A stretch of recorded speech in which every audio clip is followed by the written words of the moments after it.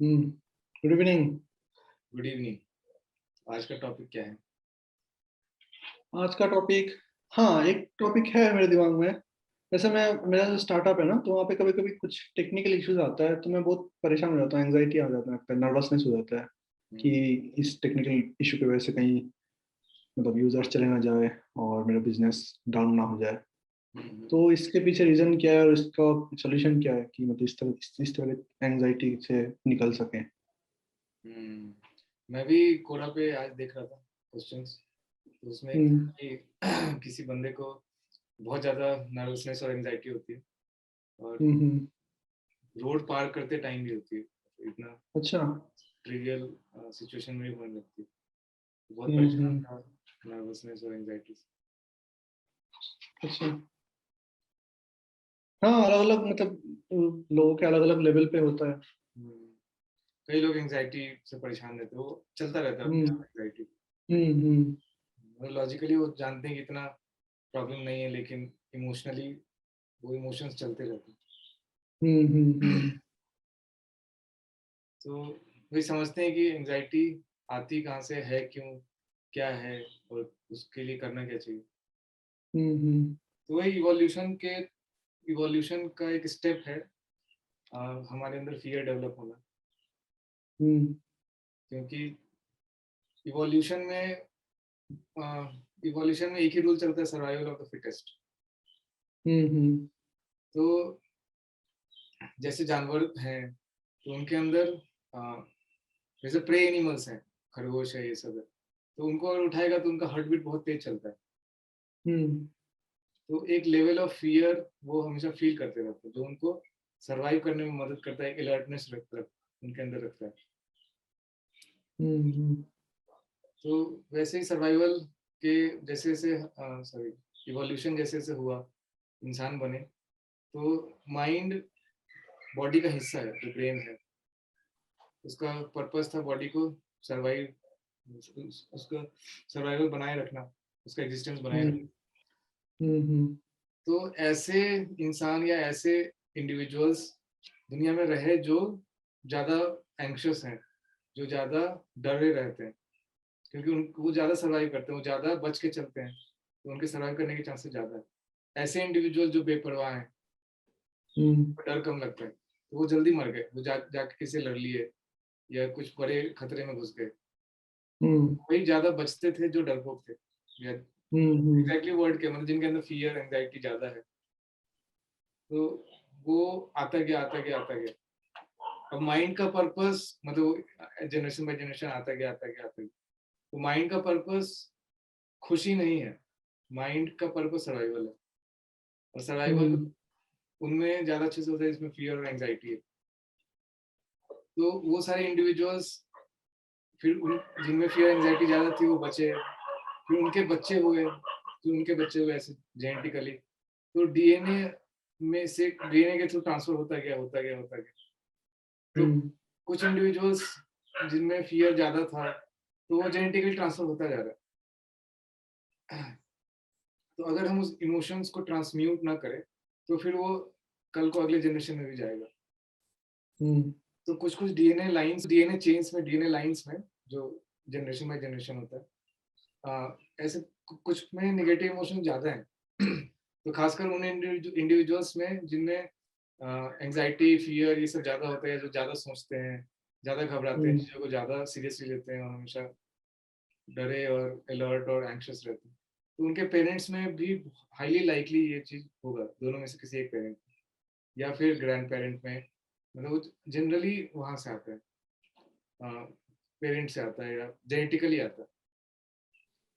तो मतलब देखा जाए तो एक अच्छा चीज भी है, सर्वाइव करने में हेल्प कर रहा है तुम्हें।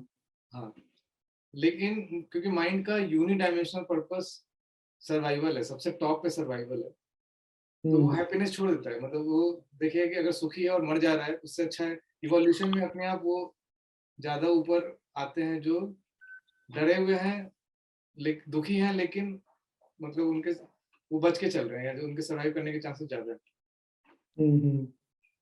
तो माइंड जो कि फिजिकल है, बॉडी का हिस्सा है, या फिजिकल डायमेंशन से ज्यादा जुड़ा हुआ है, उसको वो फियर को अच्छा मानता है, मतलब उसको जाने नहीं देगा।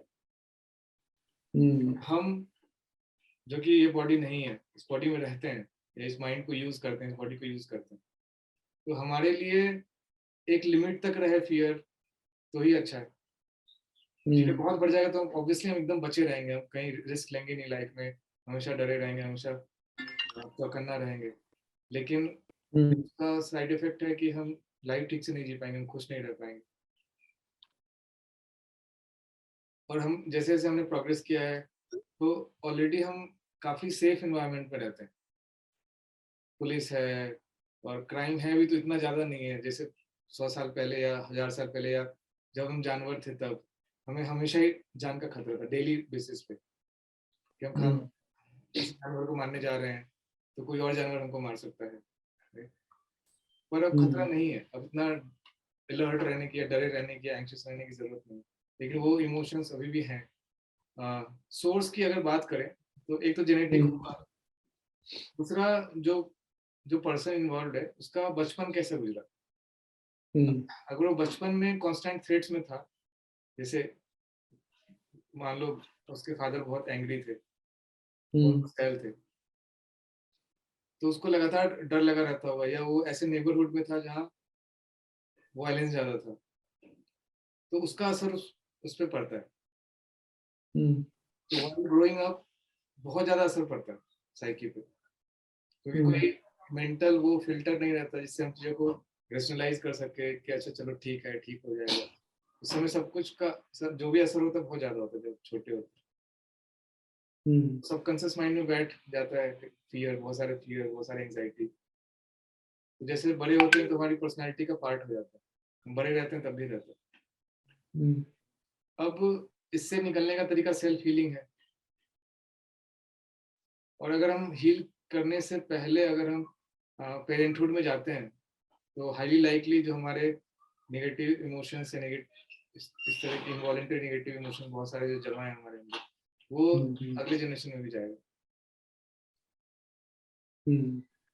तो हील करने का सेल्फ हील करने के बहुत तरीके हैं, पूरा स्पिरिचुअलिटी उसी पे, स्पिरिचुअलिटी कुछ नहीं, स्पिरिचुअलिटी को सेल्फ हीलिंग के नज़र से भी देख सकते हैं, या स्पिरिचुअलिटी को सेल्फ हीलिंग भी बोल सकते हैं। तो वही मेडिटेशन एक बहुत अच्छा तरीका है, योगा करें, मेडिटेशन करें, तो उससे जो हमारे योगा से बेसिकली हमें और माइंड में थोड़ा सा डिस्टेंस क्रिएट होता है।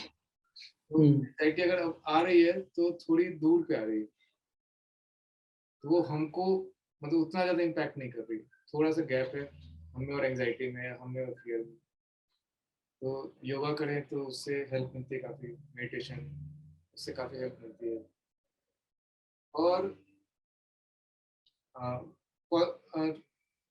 जब हम इश्यूज को रिजॉल्व करें विजडम का यूज करके तो उससे भी थोड़ा मन शांत होता है। जैसे कई बार कोई इशू आया, जैसे तेरा वो नहीं चल रहा है सिस्टम, कुछ प्रॉब्लम आ गई, टेक्निकल प्रॉब्लम आ गई सर्वर में, तो हम उससे कितना अटैच्ड हैं। अगर हम उससे थोड़ा सा डिटैच्ड हैं, हम स्पिरिचुअल चीजें सुन रहे हैं, तो हम थोड़ा सा सरेंडर मोड में जा रहे हैं, ठीक है होगा देखा जाएगा। तो इस तरह के थॉट अपने अंदर लाए, ठीक है मतलब जो वर्स्ट आउटकम है उसको एक्सेप्ट कर लिया, होगा तो देख लेंगे। इस तरीके से उसका असर धीरे धीरे कम हो सकता है। और दूसरा इमीडिएट उसको डील करने के लिए हम एक और बहुत अच्छा टेक्निक होता है कि अगर हम उस इमोशन का नाम लेना शुरू करें, जैसे जब भी हमको कुछ फील हो रहा है तो हम मन में सोचे क्या है ये, एंजाइटी है, तो इसको बोले हम एंजाइटी एंजाइटी एंजाइटी। या कभी फियर हो रहा है तो फियर फियर फियर, तो हमें और फियर में एक ऑब्जेक्ट सब्जेक्ट का रिलेशनशिप क्रिएट हो जाता है। अब फियर हम नहीं है, हमको फियर नहीं हो रहा, एक थोड़ा सा गैप आ गया, तो उससे ट्रांसम्यूटेशन शुरू होता है, मतलब वो फेड आउट करना शुरू हो जाता है। तो हमारी पर्सनैलिटी में चेंज आना शुरू करेगा। आगे से जब वो सिमिलर टाइप के इवेंट होंगे तो सेम तरह का इमोशन नहीं आएगा या कम इंटेंसिटी का आएगा, अगर हम उस इमोशन को ऑब्जेक्टिवली देखते हैं तो। अगर हम पूरा उसमें खो जाते हैं तो फिर अगली बार भी आएगा सेम इंटेंसिटी का, क्योंकि उसका ट्रांसम्यूटेशन नहीं हुआ। जैसे एक तरीके का वो डार्कनेस है नेगेटिव इमोशन, तो उस पे हम कंसियसनेस का लाइट फेंके तो डार्कनेस डिफ्यूज होता है। उसको देखना शुरू करें, जैसे डर लग रहा है तो हम डर को देखना शुरू कर दें। अच्छा हाँ, कैसा डर, कैसा फील हो रहा है, चेस्ट के आसपास कुछ वाइब्रेशंस हो रही है, या गले पे हो रही है, या पेट में हो रही है, कहाँ हो रही है, वो क्या मतलब फियर एग्जैक्टली हो क्या रहा है, बॉडी में क्या चेंजेस आ रहे हैं उसकी वजह से, जो खराब लग रहा है एग्जैक्टली है क्या, उसको अगर हम देखना शुरू करें तो वो ट्रांसम्यूट होना शुरू हो जाता है, मतलब वो डिफ्यूज होना शुरू हो जाता है, फिर उसका इंटेंसिटी कम होना शुरू हो जाता है। ये एक बहुत अच्छा टेक्निक है, ये पावर ऑफ नाउ पढ़ेंगे तो बहुत अच्छा। एक पेन बॉडी करके एक चैप्टर है, पावर ऑफ नाउ के राइटर एकार्ट टोले, तो पेन बॉडी करके एक चैप्टर है, उसमें बहुत अच्छे से एक्सप्लेन कर रखा है। अच्छा। तो एक तरीका हो गया उसको, अपने ही नेगेटिव इमोशंस को देखें तो ट्रांसमिट होने लगता है। योगा मेडिटेशन कर सकते हैं, विजडम और गेन करके, स्पिरिचुअल विजडम और गेन करके उससे डिटैच या एक डिटैचमेंट का एटीट्यूड आने लगता है, तो उससे काफी फायदा होता है। इन जनरल स्पिरिचुअल पाथ पे चलें तो इन सब चीजों में फायदा होगा, not just fear and anxiety, कुछ भी जेलसी है, एंगर है, हर तरीके के नेगेटिव इमोशन फायदा होगा। इनफैक्ट मैंने एक और स्पिरिचुअल गुरु से सुना था, तो उन्होंने ये सजेस्ट किया था कि अब जैसे एंजाइटी आया तो ये काइंड ऑफ एक पैनिक अटैक आ रहा है, तो अगर हम इसको रिलेट करें हार्ट अटैक के साथ, तो हम हार्ट अटैक आता है तो क्या करते हैं, हम उसी टाइम डॉक्टर को बुलाते हैं। तो वो ये कह रहे हैं कि अगर तुम्हें इस तरह का अटैक आ रहा है, पैनिक अटैक आ रहा है, तो उसी टाइम तुम कुछ एक मतलब अच्छा सुनो, कुछ भगवान का नाम लो, कुछ मतलब ऐसा करो कि तुम उस चीज से थोड़ा सा डाइवर्ट होके कुछ अच्छा सुन रहे हो, कुछ पॉजिटिव एनर्जी ले रहे हो। और जब तुम्हें लगेगा कि हाँ आप थोड़ा सा ठीक हुआ है, तो एंजाइटी थोड़ा सा कम हुआ है, नर्वसनेस थोड़ा कम हुआ है, उस टाइम सोचो कि मतलब ये जो था प्रॉब्लम वो क्यों था, और फिर लॉजिकली उसका सोल्यूशन निकालो। तो अगर हम इस चीज को करेंगे तो बेसिकली जो पैनिक अटैक आता है उसको हम इजीली हैंडल कर सकते हैं। तो ये चीज मैंने ट्राई किया था, तो काफी हद तक काम किया मैंने देखा। तो अब मैं उस लेवल पे एटलीस्ट जा चुका हूँ कि जब मुझे ऐसा कुछ होता है तो मैं फट से मैं अपना अटेंशन किसी अच्छी चीज में, कोई मतलब कुछ अच्छा स्पिरिचुअल कुछ उस पर दे मतलब उस पर अटेंशन वहाँ पे ले जाता हूँ, और मैं अपना जो अटेंशन है इस चीज मतलब जब अभी जो प्रॉब्लम जो मैं फेस कर रहा हूँ उससे हटा लेता हूँ। तो बेसिकली मोमेंटरी चीज है जो कि 2-3 मिनट का आता है। उसके बाद फिर मैं ठंडे दिमाग से सोचता हूँ कि इशू क्या था और उसको कैसे रिजोल्व किया जाए। ये काफी अच्छा काम कर रहा है मेरे लिए। नहीं अच्छा, काफी अच्छा मेथड है, क्योंकि जो हम्म। ट्रांसम्यूटेशन का मेथड है, जो अपने इमोशन को देखने का मेथड है, उसके लिए हम्म। थोड़ा सा स्पिरिचुअली एडवांस्ड इंसान चाहिए, हाँ। इंसान में थोड़ा सा स्पिरिचुअल मैच्योरिटी चाहिए। हाँ। तो लेकिन वो ज्यादा काम करता है, समस्या जड़ से खत्म हो रही है। पर हाँ, हम्म। अगर आपके लिए पॉसिबल नहीं है उस समय होश बनाए रखना कि मैं अपने इमोशन को देखूं या उससे हट के अपने आप को एक्सपीरियंस करूं, तो हाँ ये डिस्ट्रैक्शन बहुत अच्छा मेथड है। फिर कई डिस्ट्रैक्ट लोग कर लो उस टाइम, उसके बाद फिर देखो, मतलब उसी टाइम देखना शायद हर किसी के लिए इतना इजी नहीं है। तो जो अभी मतलब बिल्कुल परेशान है बंदा है, उसके लिए उस टाइम डिस्ट्रैक्ट कर लो और बाद में फिर उसका एनालाइज करना थोड़ा इजी होगा। हम्म, और फाइनली जो मेन रीजन है वो तो हमें पता है कि वो इसलिए क्योंकि वो हमें अपना ईगो जो है, जो मैं भाव है, हम्म, उसके ऊपर थ्रेट आ रहा है।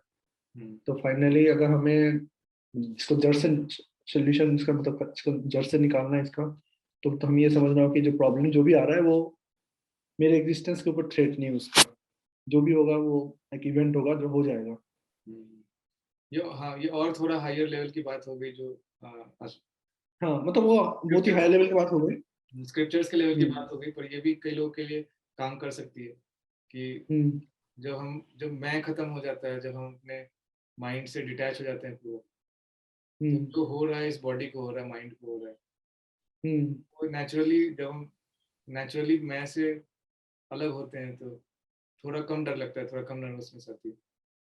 हाँ। कोर सॉल्यूशन में जब हम ये बॉडी माइंड है ही नहीं, जब हम रियलाइज कर लेते हैं कि हम ये बॉडी और माइंड नहीं है, हम अपना हम्म। एक्चुअल रियल सेल्फ रियलाइज कर चुके हैं या एटलीस्ट झलकियां मिल चुकी हैं, तो हम्म। डर कम हो जाता है। तो योगा मेडिटेशन से या जो स्पिरिचुअलिटी के सारे पाथ्स फाइनली वहीं लेके जाते हैं, तो स्पिरिचुअल पाथ पे चलिए तो सूनर और लेटर थोड़ा टाइम लग सकता है, पर डर जड़ से जाना शुरू करेगा।